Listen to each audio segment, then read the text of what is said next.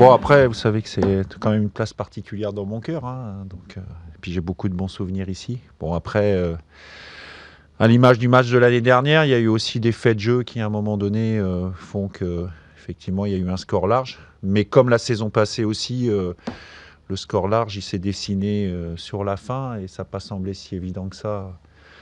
Je nous ai trouvé un peu fébriles après l'ouverture du score. À pas trop savoir non plus comment tactiquement sur le terrain gérer certaines choses. C'est pour ça qu'avec la blessure de la Jugie aussi, on a décidé de rechanger de manière à s'équilibrer un petit peu plus au milieu et puis retrouver ce qui fait aussi notre force, à savoir du pressing, jouer un peu plus haut et puis surtout, il fallait qu'on ait davantage de maîtrise avec le ballon pour toujours être dans cette idée plutôt que de rester à 2-1, de chercher à marquer le troisième, parce qu'on n'est pas à l'abri, à l'image du but de Guingamp, d'un coup de pied arrêté, même si on est costaud là-dessus.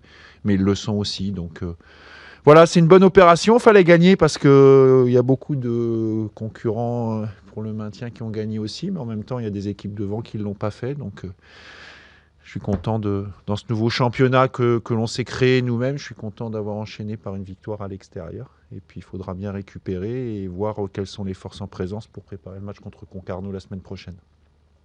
Vous avez aussi facilité la vie avec cette ouverture du score. J'ai envie de dire enfin, ça fait un petit moment. Oui, moi je suis content ce soir que ce soit nos attaquants aussi qui aient marqué, parce que c'est important pour eux.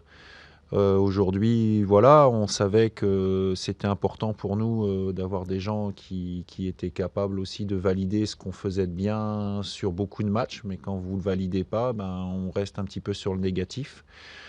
Euh, voilà, bon après, la première expulsion, évidemment, a changé un peu les données, mais c'était aussi quelque chose qu'on avait identifié avant le match, donc bravo aux joueurs de l'avoir fait, et surtout maintenant, récupérer puis se projeter sur la semaine prochaine parce que le chemin est encore long.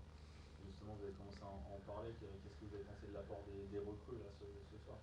Bah, je suis évidemment content, mais je vous l'ai dit, parce que bon, on se voit régulièrement, mais moi je l'ai dit depuis un moment, vous savez, les entraîneurs, on n'est pas des magiciens. Donc euh, il faut aussi avoir, malgré toute la bonne volonté du groupe avant le mercato d'hiver, on savait aussi assez logiquement qu'il y avait certaines limites, non pas de par la qualité des joueurs, mais surtout de par le manque d'expérience à ce niveau-là. Donc c'était indispensable de se renforcer avec des gens devant qui connaissaient déjà le niveau. Et je suis content de leur arriver. Je suis évidemment content aussi qu'un garçon comme Samen Tamak ait scoré en rentrant, parce que ça lui fait maintenant 8 buts. Il y a de la concurrence.